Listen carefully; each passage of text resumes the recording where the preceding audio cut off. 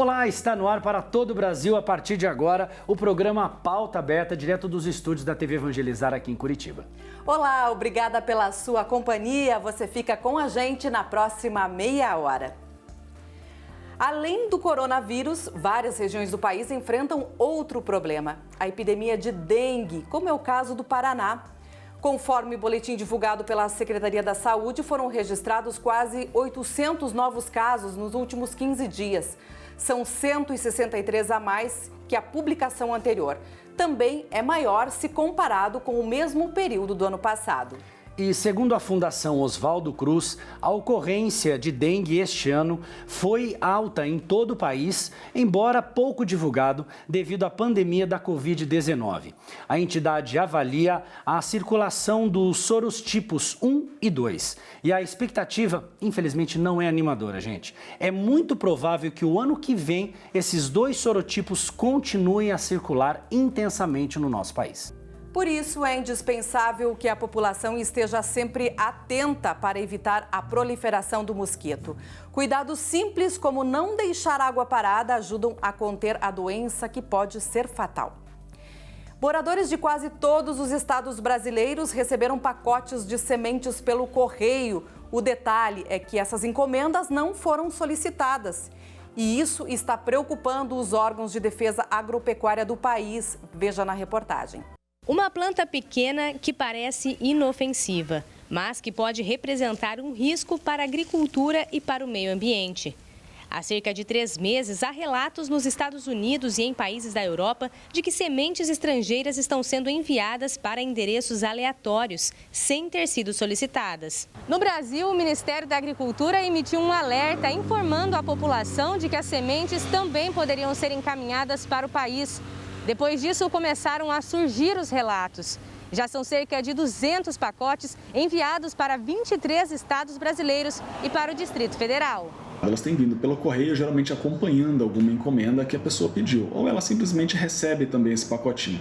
Existe uma terceira possibilidade, que é a compra. A pessoa ela tem a intenção de comprar e ela realiza essa compra de sementes estrangeiras, na expectativa de trazer uma planta, mas o que a gente tem é uma determinada planta, mas o que a gente tem observado é que as pessoas compram uma planta e recebem uma outra semente que não corresponde àquela que ele comprou. Em nota, o Ministério da Agricultura afirma que todos os pacotes foram originários de países asiáticos, como China, Malásia e Hong Kong. O governo chinês nega essa informação. Em Maringá, no noroeste do Paraná, uma moradora que prefere não se identificar recebeu as sementes no fim do ano passado e plantou em 2 vasos. O resultado é a planta que mostramos no começo da reportagem.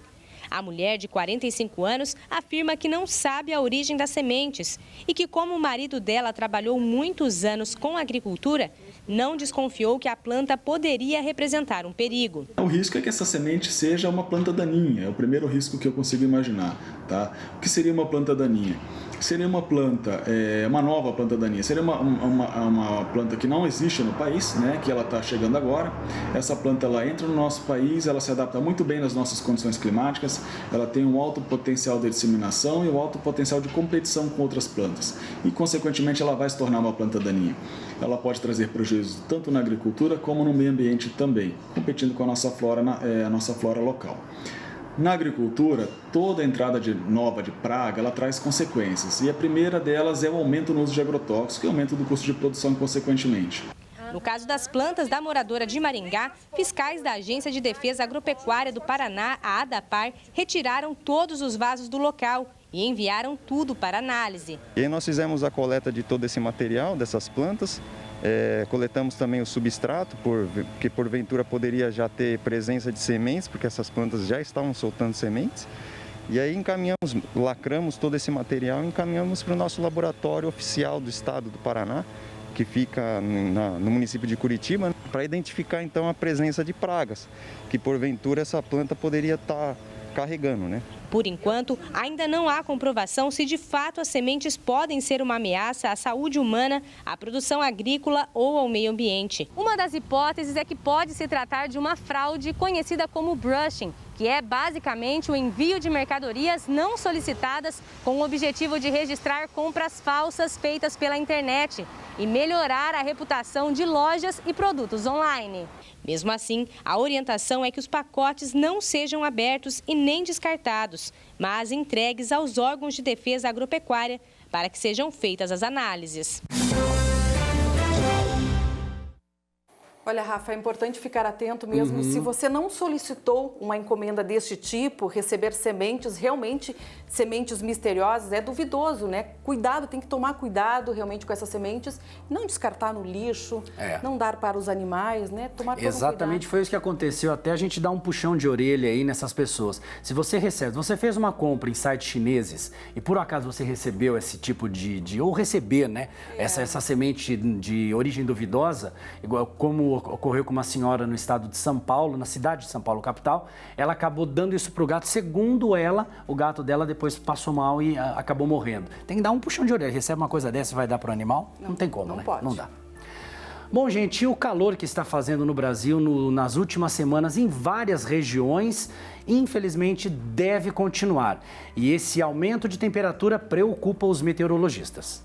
A onda de calor teve início na segunda-feira e elevou os termômetros para temperaturas próximas a 40 graus. O calor intenso e a baixa umidade do ar concentram-se principalmente no Distrito Federal, Goiás, norte de Mato Grosso do Sul e São Paulo, boa parte de Mato Grosso, sul de Tocantins e oeste de Minas Gerais. A previsão é que essa situação permaneça até sexta-feira. O Instituto Nacional de Meteorologia emitiu o alerta de grande perigo, porque com essa temperatura na casa dos 40 graus, há o risco de hipotermia, que é o superaquecimento do corpo e até de morte. A Defesa Civil divulgou quais são os cuidados para enfrentar esse calorão com saúde. É importante estar atento a essa situação crítica e medidas de autoproteção devem ser tomadas, tais como ingerir bastante líquidos ao longo do dia, dar preferência a alimentos leves, com frutas, legumes, evitar atividades físicas nos horários de pico de radiação solar, se precisar sair nesses horários, utilizar roupas leves, chapéus, bonés, óculos escuros e bastante protetor solar. Olha, e a região sul também enfrenta essa onda de calor.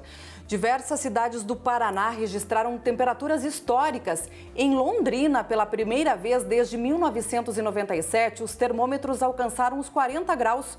Curitiba marcou 34,1 graus. Por isso, os cuidados que você acabou de ver na reportagem são essenciais para amenizar os efeitos deste calor no organismo. E pela primeira vez, o Ministério da Saúde está organizando e transportando bolsas de sangue de um estado para o outro. Tudo isso para evitar o colapso no estoque de banco de sangue. A pandemia da Covid-19 trouxe impactos também para os estoques de sangue dos hemocentros do país. Dificuldades de locomoção e pessoas infectadas pelo vírus são apenas alguns dos problemas que fizeram com que menos pessoas doassem sangue. Mas esse não é o caso de Lucas, doador desde os 18 anos. O gesto mais bonito que o ser humano pode ter é ajudar o próximo. Eu passei a doar sangue e incentivar os outros também. Menos de 2% da população brasileira doa sangue. E desde março, quando foi decretada a pandemia do coronavírus, esse número diminuiu entre 15% e 20%, dependendo da região. Mas pacientes com outras doenças continuam precisando de transfusão. Por isso é importante continuar doando. O Ministério da Saúde tem monitorado os estoques dos bancos de sangue desde o início do ano. Pela primeira vez, fez o transporte de bolsas de sangue pelo país, ajudando estados em situação mais crítica. Isso é um fato histórico, nunca foi feito no país. Só no ano de 2020, nós da coordenação do Ministério da Saúde fizemos a mobilização de aproximadamente 1.600 bolsas de sangue por todas as regiões do país, de janeiro até setembro desse ano. Para tranquilizar futuros doadores e os frequentes também, os hemocentros adotaram medidas sanitárias e de distanciamento por causa do coronavírus. Além disso, todos os atendimentos são agendados para evitar aglomeração. É importante que o voluntário informe se tem tem sintomas da Covid-19. Se foi contaminado, precisa esperar 30 dias antes de voltar a doar. E tem quem nunca doou sangue, mas se sentiu incentivado com os apelos para reabastecimento dos estoques. A Karine faz parte dos 38% dos brasileiros que doam sangue pela primeira vez. Não dói, é bom você estar fazendo bem, estar ajudando outra pessoa. Além das doações de sangue, a pandemia impactou também nas doações de órgãos no país. Entre o primeiro e o segundo trimestre de 2020, houve redução de 61% no número de procedimentos e, com isso, aumentou a mortalidade na fila de espera. Por outro lado, o estado do Paraná tem conseguido fazer um bom trabalho nesta área. Veja na reportagem. Nos 3 primeiros meses de 2020, o Brasil fez 6.423 transplantes de órgãos. Mas com a chegada da pandemia do novo coronavírus, o número caiu drasticamente. Segundo a Associação Brasileira de Transplante de Órgãos, a ABTO, entre abril e junho foram feitos 2.474 procedimentos, uma redução de 61%. Entre os motivos que explicam este cenário estão a redução no número de acidentes por morte encefálica por trauma, dificuldade na abordagem das famílias para a autorização da doação, já que muitas não comparecem aos hospitais por medo de serem contaminadas, a ocupação dos leitos de UTI por pacientes em tratamento de Covid-19, que limita a realização de transplantes, e problemas de logística, como a diminuição no número de voos. A junção desses fatores fez com que as mortes na fila de espera aumentassem 44,5% em todo o país. Apesar das dificuldades impostas pela pandemia, uma boa notícia. No Paraná, não houve redução no número de transplantes. Ainda de acordo com a Associação Brasileira de Transplantes de Órgãos, mesmo com a pandemia, o Paraná se mantém na liderança nacional em doações. No primeiro semestre de 2020, o estado atingiu a marca de 44,1 por milhão de população. O número está acima da média nacional, que fechou em 15,8. Com a pandemia, nós tínhamos uma ideia de... Não tínhamos a ideia de como seria a doação de órgãos nesse período. Mas não houve queda, nós temos mantido os números desde março. Na região de Maringá, no noroeste do estado, de janeiro até o dia 9 de setembro, foram feitos 81 transplantes. Os resultados são reflexo de um trabalho incansável que precisou se adaptar rapidamente com a pandemia, inclusive para eliminar os riscos de contaminação pelo novo coronavírus. Nós temos feito os testes sorológicos que já eram feitos anteriormente e testado os pacientes para a Covid-19. Assim a gente descarta qualquer perigo para o receptor. E nós temos feito todo o esforço para manter os números também, Inclusive visitando as famílias para fazer entrevistas. Quando não é possível presencialmente, a gente faz as chamadas de vídeo, Outra estratégia que tem ajudado o estado a se manter na liderança em transplantes é a ação conjunta de diversas entidades e apoiadores da causa. Nós temos muitos parceiros, inclusive os aeroportos, as rodoviárias, o CEMOB, a Polícia Militar, que sempre nos apoiam, mandando os batedores para a gente poder vencer o tempo de isquemia dos órgãos, de lutar contra o tempo para poder entregar esse órgão viável para o receptor. Nós temos muitas pessoas da comunidade envolvidas na divulgação, E nós também temos que agradecer sempre ao familiar que no momento de extrema fragilidade é capaz de um ato de amor ao próximo, de generosidade extrema, E veja no próximo bloco do programa Pauta Aberta, a primeira igreja para surdos no mundo é inaugurada aqui no Brasil. E ainda, 2 mulheres são vencedoras do Prêmio Nobel de Química em 2020 por suas pesquisas sobre tesouras moleculares. Nosso intervalo é breve, voltamos já.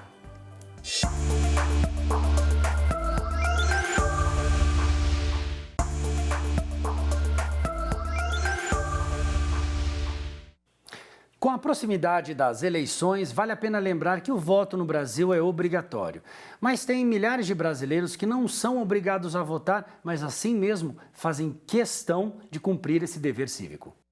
Para os jovens de 16 e 17 anos e os idosos a partir de 70 anos, o voto não é obrigatório.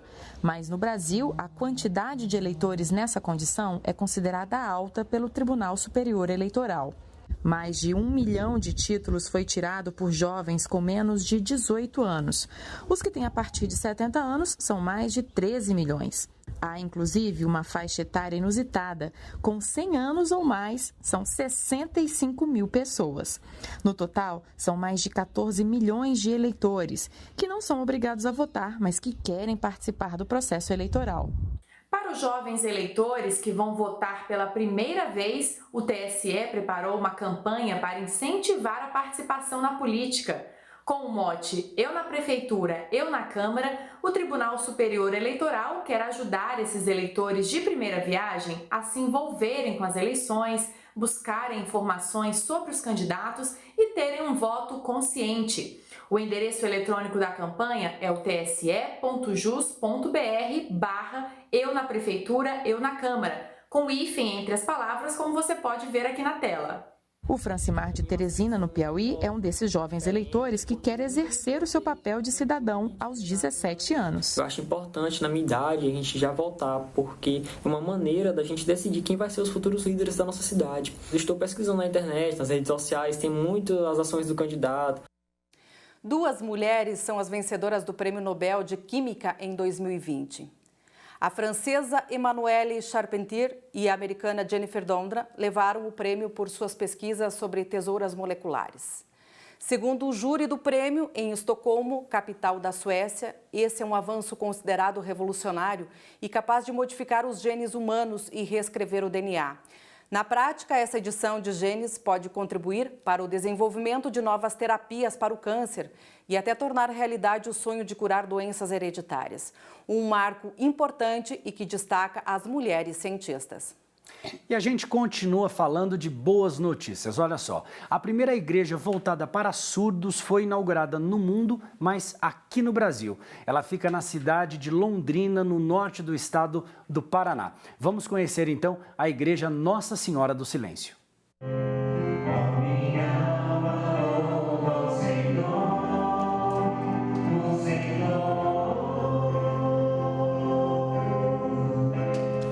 De louvor e gratidão. Depois de 6 anos de espera, foi inaugurada em Londrina, na região norte do Paraná, a primeira igreja para surdos do mundo. A igreja Nossa Senhora do Silêncio é um sonho antigo aqui em Londrina. A arquidiocese conta com uma missão para surdos desde 1984, mas só agora foi possível ter um local apropriado para celebrações. Para marcar um novo tempo para a comunidade, o arcebispo de Londrina, Dom Jeremias Steinmetz, esteve na igreja para celebrar uma missa e abençoar o templo. É um trabalho com os surdos que parte daqui também para outros lugares do Brasil. E isso é muito interessante. Penso que é um passo importante no sentido de a gente, de fato, estar do lado daqueles que vivem, de certa forma, numa dessas periferias existenciais, né, que é exatamente a questão do não falar, né, do não poder pronunciar palavras. Então, se comunicando através de gestos, através de libras. Portanto, para nós é uma grande alegria, uma honra. Todas as celebrações contam com intérpretes e em breve deve ser instalado um sistema no piso que vibra conforme as músicas da celebração. O objetivo é melhorar ainda mais a experiência dos surdos e ajudá-los a estar mais perto de Deus. Eu fico muito feliz nesse momento porque Deus abençoa nós, porque a pessoa vai começar a empreender com um desafio, projeto, a criação de igreja própria para o surdo, né? Então nós, os surdos, percebemos que a igreja criar para nós. Eu fico muito feliz, agradecer a Deus. Tem muitos surdos aqui que acham muito interessante, que adoram, gostam, porque tem intérpretes aqui. Eles sentem isso muito bem. Sempre estão aqui juntos, né? Acreditamos que o anjo está sempre abençoando eles.